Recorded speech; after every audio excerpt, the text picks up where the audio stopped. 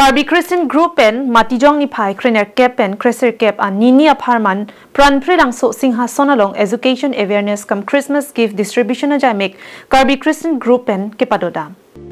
Karbi Christian Group amai pu John Kathar pen mai Japon se Singhason Pranpri langso longri education awareness kipidam nangji akinang sot hetan lang pu pen Karbi Christian Group abitung pen chingi chingwai si jamek pathik ponsi kedamtang matijong ni Pai Krener Cap and Kreser Cabarni Nini Aparman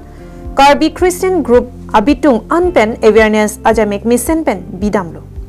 education awareness aputhak lamthe jumesen klardak pen pathan ponangji lapen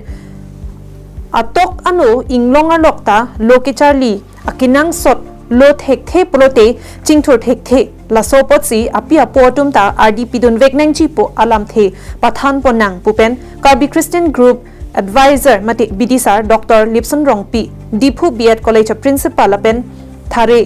tenison phangcho koilamati atum banghini aphan ingwaisi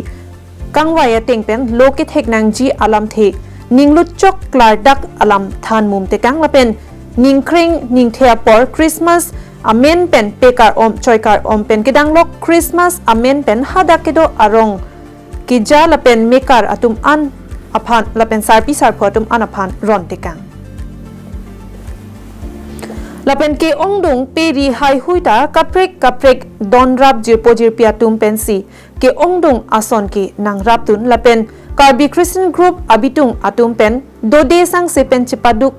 kachipang room pensi jamek mission pen pachun ponlong nopusi Karbi Christian Group bidisar Reverend Sonjit Ingleng Edenbari West Karbi Anglong penta nang pachini dun. News report Karbi Anglong Live.